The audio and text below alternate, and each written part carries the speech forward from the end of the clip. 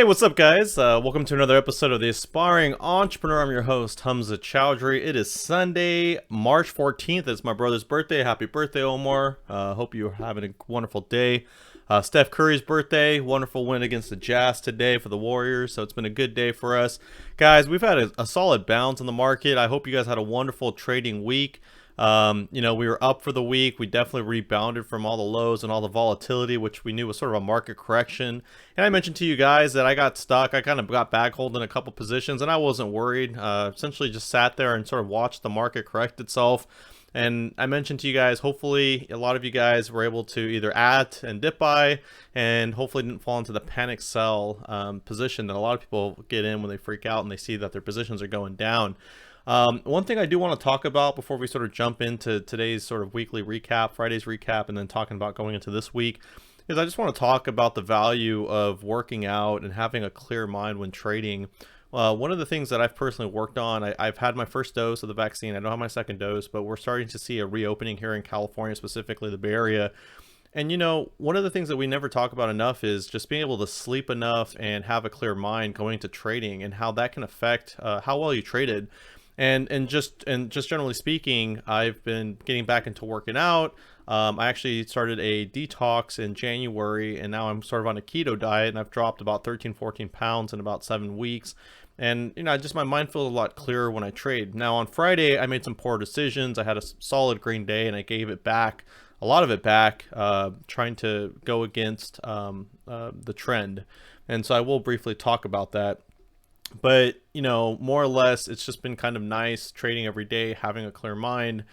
And, sometimes you get sloppy and you now end up stressing and regretting. And so one of the things I do want to mention is make sure that you're trying to get, you're getting good sleep, and that you're waking up, 1-2 hours at least before the market, doing your research, and studying which levels you're interested in buying. When you're looking at any chart, find the levels that you're comfortable owning a stock, and what's your plan. And if your trade doesn't go to your plan, what's your exit plan? And so when you trade with the plan, guys, it takes a lot of that stress away. And I think that if you sleep enough, and if you have a sort of good diet, just in general, your mind is not going to sort of, you're not going to feel that sort of rush that a lot of people felt when they saw these positions come down. And instead, you're going to be able to react to the opportunity, especially knowing a lot of these stocks were going to come back. And so today we will be talking about Apple, Tesla, Palantir, and Clover Health for this week, but we will be talking about some additional stocks and plays that I took personally, and just talking about some, reflection on what I did right and wrong.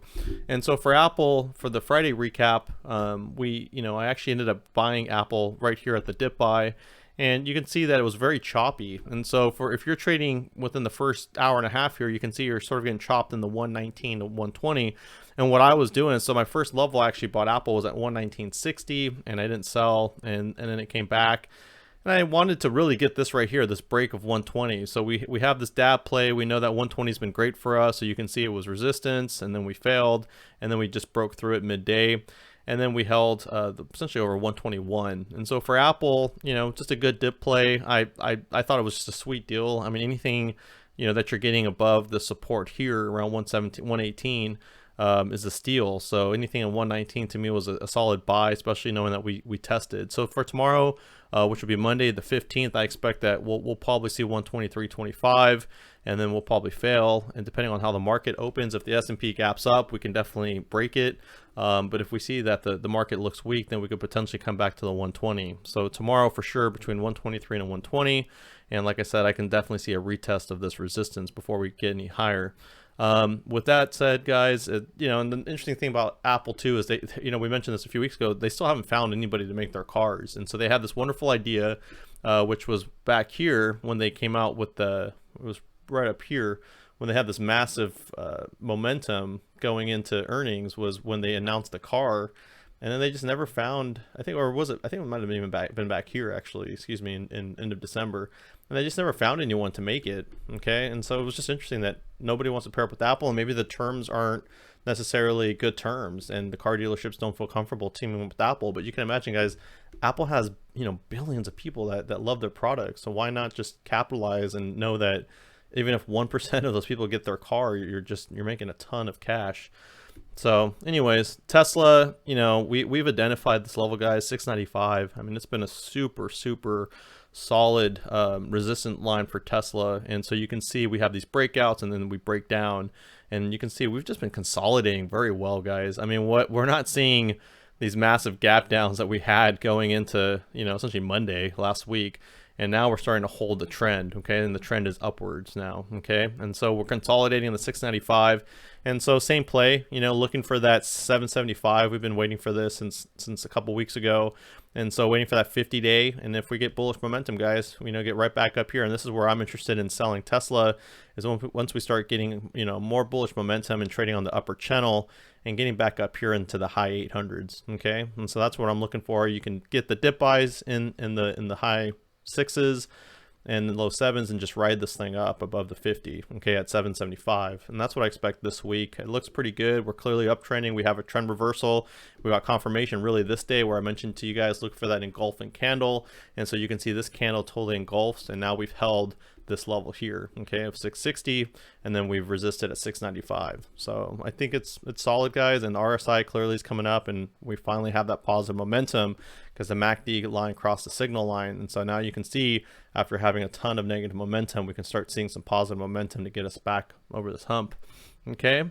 And with Palantir, I mean, I just know a ton of people that bought down here, and they're just cash money. Again, even though it was tanking and I was back holding some shares from earnings, I've just been dip buying, knowing that this stock is just, we have demo day coming up like we did a couple months ago when we saw this move here. Guys, we went from 25 to 39 the day before demo day. And so just imagine coming up again, we have tons of room for a run. And so if you got anything in the low 20s, mid 20s, it's an absolute steal. I never would have expected that to happen. And same play, you can see that we have clearly the MACD lines cross over the signal line, and we have some positive momentum. And you can see that the RSI is no longer on the oversold, and we're sort of in the midway around 50. And so we're neither oversold or overbought. Okay, so definitely cross over the 50-day would indicate more bullish momentum for Palantir. And so I expect tomorrow definitely crossing over 2750. And then hopefully this week we can get up back up here into the 30s, okay, into the low 30s. And so really 2750, and then I believe my next resistance is actually right over here around 2950, okay? So it doesn't show here on the chart, but it should be 2750, 2950, and then 31. And keep in mind, we still have this fill here, okay, that we'll be looking for. So if we get some bullish momentum, don't be surprised if that comes up. And guys, stimulus checks are coming in. They're coming in. I was reading they're coming in as of this weekend, and so people are going to start putting them in the market. And that's the best part about stimulus, is people want to spend. People will put that back into the economy, and so the markets are going to definitely see an influx of that money probably this week. And then Clover, guys, we called the bottom here, and we called this level here at 815, and you saw that starting Tuesday we had some good consolidation around that level, a lot of bouncing, and guys, we've had. Even when we gapped down on Friday, guess what? We validated, so this 815 has held really well. And so tomorrow, again, I'm looking for this 925. So if we get the market is strong and we gap up, I definitely see 925. And as I mentioned to you guys before, my play here is to get up into the 1050. Basically, where did Clover break down, which was around the 1050 area when you saw this massive drop down. Okay, so I'm going to go in to essentially the 10s when I look to sell my position. And it's been a great stock, and I think I have some puts for Friday that are expiring. And a lot of you guys I know bought up here in the teens, and so just be patient. Your 50 days still at 1230, and so you're still technically bearish, but you can see we had the crossover on Friday, and so I definitely expect to see a jump in volume. We didn't have much volume. Once you see that jump volume and you really see that engulfing candle, like I said, it would definitely get up here into the 10s. Okay, so we've been getting 3, 4, 5, 10% moves, but we haven't seen that engulfing candle to really show us that the buyers are in. Okay, and so hopefully you guys are enjoying that, and you're starting to recover some of those losses if you're able to dip buy. I mean, we got down here as low as 630, guys. So let's just say you even bought at 7. I mean, 7 to 880, right? I mean, that's 20% in less than a week, and so it's a complete steal. I do want to talk about AI. I mentioned to you guys I had bought AI, and I actually ended up also scalping it as a day trade. And I was buying and selling, and it was just, this thing moves, the algos move this thing, and it's not really a highly liquid stock. And so I was buying this thing because you can see it has a consolidation at a good level here at 83 and an upper resistance around 90. And so I bought this thing, and I ended up selling at 84, and then we just had this massive move. And I'm sure a lot of you guys can understand when you see these massive moves, you're like, man, why didn't I just sell my shares And so I'm looking tomorrow for just a retest right here at 87. So I'm actually I'm going to be short bias going into the morning, but I'm looking for a bounce right here at 87.50. And guys, this thing can move easily to 93 and up. I mean, this thing was so beaten down. Guys, this was a $200 stock a month ago. And I mean, for someone to lose half of that investment, I know there's probably a lot of bag holders in this. And it's a very heavy algo traded stock. And I think the negative momentum will continue for the next few days before we see the crossover. So, you know, just wait for that.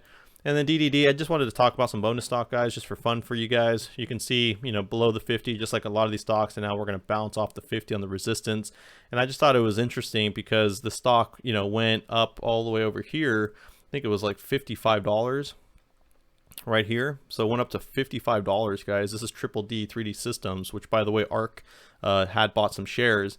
And you can see I knew guys that were short way back here, and they just lost a ton of money. And it's just crazy to know that at the top, when people are probably really covering, it came all the way back down to the low 20s. And so great buy here. Same thing, you know, you could see that there's gonna be some resistance here at 34.